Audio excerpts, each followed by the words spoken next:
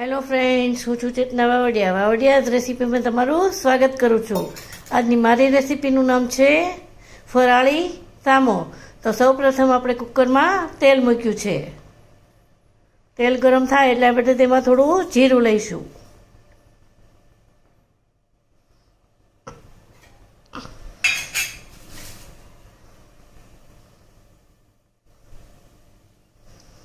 જીરું થાય એટલે આપણે તેમાં લીમડો નાખીશું। એટલે આપણે તેમાં ઝીણા સમારેલા દૂધી અને બટેટા નાખીશું।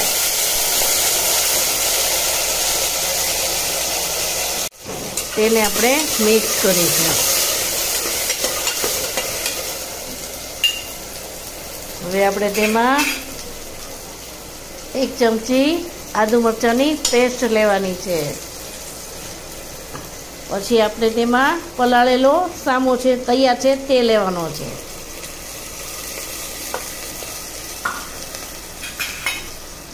હવે આપણે તેમાં થોડું લાલ મરચું લઈશું, સ્વાદ મુજબ મીઠું લઈશું, તેને હલાવીને મિક્સ કરીશું। હવે આપણે તેમાં થોડા સિંગદાણા લઈશું અને જરૂર પ્રમાણે પાણી નાખીશું।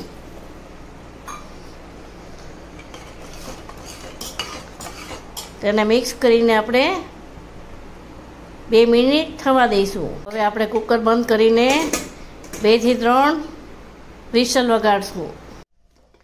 તો તૈયાર છે આપણો ફરાળી સામો। હવે આપણે તેને સર્વ કરશું।